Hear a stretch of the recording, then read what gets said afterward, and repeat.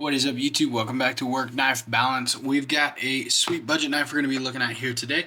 This is one I've never actually seen before, so I'm excited to dive into this and kind of check out everything with it. But before we get too far into that, I want to say thank you to anybody who's already liked and subscribed to our channel. If you haven't, feel free to hit that subscribe button or the link below. Also hit the bell icon. That'll let you know when we post new content, and we're going to continue to make it. You can head over to Instagram and like us at Work Knife Balance 939. If you send us a knife to review, we'll go ahead and send you one of these sweet stickers right here as a thank you when we send back your knife for letting us take a look at it and all that fun stuff. So without further ado, we're going to go ahead and dive into this. So I have already taken it out of its box, but I haven't fully opened it up here yet and everything. So we'll go ahead and cut through. I'm just going to be using the Para 3 right here to cut the tape open. Alright. Typical budget knife stuff. A really nice, just little easy box, and then just some bubble wrap to hold it together, and then looks like you've got some more wrapping in it right there. So I'll go ahead and set all this to the side. Get the knife out of here real quick. And you can see that is a very oily knife. So some of you may recognize this, some of you may not, but we are going to be taking a look at an Effin' Grow today. So these are Amazon knives, and this is a hefty boy right here. So this has definitely got some weight to it. I know it's a titanium knife, so and it looks like they are pretty thick titanium scales right there. But the price of this knife, I doubt that there's going to be some milling on the inside. Maybe there is, maybe there isn't. We'll go ahead and take a look at that. And then you've got a titanium backspacer here. So let's go ahead and just snap this bad boy open and see what it feels like. Ooh. Not quite what I was expecting, but definitely pretty snappy there. So, and that's a pretty nice close. It's like controlled shut, not quite drop shutty, but controlled shut. Definitely some pretty decent action for the price. Oh, I can fail it there. Let's see how the thumb studded. Oh, that thumb stud is dialed. I think that thumb stud's actually better than the flipper. Flipper's not bad, but that thumb stud is definitely a little more dialed there. I think just the weight of it is the biggest thing on it here. So the weight of this knife is just that blade just kind of helps it sit right down there. So we'll go ahead and do some side-by-side comparisons and measurements. Start with the measurements real quick for you. Tip to tail, we're coming in at about 8.5 inches, and our blade length is coming in at 3.75 right there. So this is the very first Effin' Grow I've ever held. I've looked at some of their stuff on Amazon. I'm sure you can get them other places, but I know Amazon is probably the most common there. They've got some cool designs, but they don't really, from the stuff that I've seen, they don't really dabble in the premium really at all. So I'm trying to look in here to see if there is any milling. It doesn't look like there's any milling at all in here for weight reduction, which is probably going to be why this thing is pretty heavy. I would say this is probably 7.5, 8 ounces. So this is a hefty boy for sure. Go ahead and do the size comparisons. Go ahead and pull out our typical 4 here. We got the Ontario Rat 1 up top, Ontario Rat 2 down below. So definitely really close to that Rat 1 size there. It's going to be a full-size knife for sure. No doubt about that in the measurements that we took there. And then the weight is just adding that too as well. But go ahead and get the Para 2 and the Para 3 out there. That's a really close size comparison to that Para 2 right there. So if you've got any of those 4 knives, that gives you a good idea of kind of what you're looking at here. I'm going to say the closest comparison is just going to be both those bigger knives in the Para 2 and the model Rat 1 for the Ontario Rat 1 there. So yeah. We are sitting on D2 steel. It says so right here. Kind of a weird place to put it, but it says so right there. D2 on the flipper. And then you've got the big EF for Effin' Grow.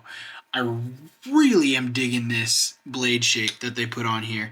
It is a much thicker blade stock than I kind of expected going into this, but it is a very thick blade stock, and I am digging that blade shape though. You've got a little bit of the recurve, and then I I'd have to check. It almost looks like a compound. You can definitely fill an edge right here to where they grinded one and then ground the other. So I don't know if it's going to be considered a compound. Like, maybe it is. Nice little swedge at the top here. A lot of ergo, I think, thoughts went into this. You have a really good feel here. Can't really choke up on the other side of that flipper, but you have a really good feel, really good backside. Absolutely no jimping though. So I don't know if that's a budget thing or just a choice, aesthetics, or I don't know, design choice that they went with there, but there's absolutely no jimping on the backside of the blade there. So when you choke up, you don't feel anything. And that to me is kind of a knock. I mean, it's a big enough knife that you don't really need it because it feels fantastic in hand.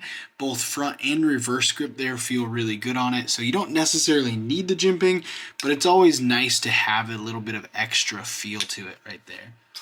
I do really like, it is, now that I'm playing with it a little bit more, you can see it is easy to fail on that flipper. It's snapping, I guess, but if you kind of light switch it real easy, you don't push, it doesn't quite pick it all the way up. So it's pretty easy to fail that one there. Not the strongest detent, but not the weakest either. That thumb stud really flips out there nice and easy. So see if we can reverse flick, and you can reverse flick off that thumb stud pretty easily there. Those thumb studs too, as we're talking about them, are massive. Those things are huge for a thumb stud. I mean, it doesn't really show it in really good comparison. I think, let me see. Some of the most common thumb studs that I think people are going to recognize and know, probably going to be Benchmade thumb studs. I'll give you a comparison in size, see if you can see the difference in the size there. So there's the big one up top, and then you got the bug out thumb studs down below. Obviously two different knives. Let's see if we can get this in here. Obviously two different knives completely, but you're going to see the difference in the thumb studs there are pretty different, even on like our Rat 1 here. You've got the Rat 1 thumb studs, and then you've got the F and Grow thumb studs right here. You can see there is, those things are massive for what they are. So everything about this knife seems a little bit bigger, which not necessarily a bad thing, but it's just something to keep in mind as you're looking at, because it is definitely a budget knife that they didn't really add too much extras to it. I bought this knife because I'm starting to dabble in like customization stuff and trying to work with anodizing and all that fun stuff, and I thought this would be a nice easy knife that I didn't have to worry about, that I could rip apart, polish down, and then anodize these titanium scales. So this is a titanium scaled knife. It's a titanium alloy handle, which is really cool.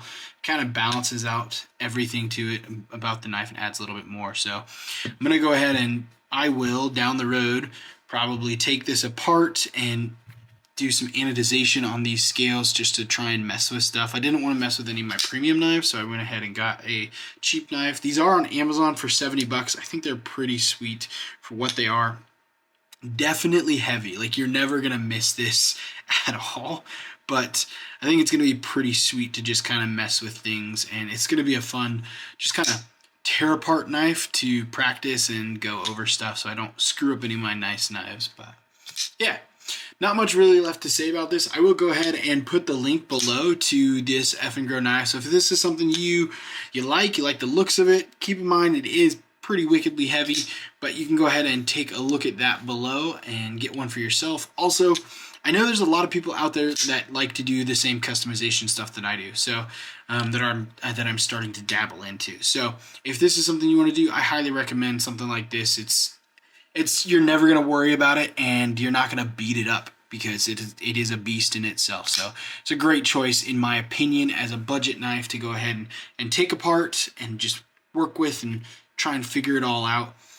Yeah. Not much else to say about it. I guess we'll go over a little bit more. I know I didn't really buy this for the knife quality of it or anything, but it is centered in there, so Effengro did a great job getting that knife centered in there. You do have a really nice back spacer here with some pretty good jimping, and they added a discoloring to it right there, an anodized color to it, and then the anodized green to the clip here. So it's a titanium milled clip on it as well. So for what you get, $70, $69.99, not bad. Not bad. Not my first choice for a $70 knife, but definitely worth it, I would say. It's a lot of material. I would say if Effengro wants to change something or do anything, you really got to add some milling on the inside of these scales just to lighten it up. That'd be the biggest thing. Lighten up this knife and maybe thin out that blade stock a little bit, because that is hefty. But yeah, until next time, TTFN.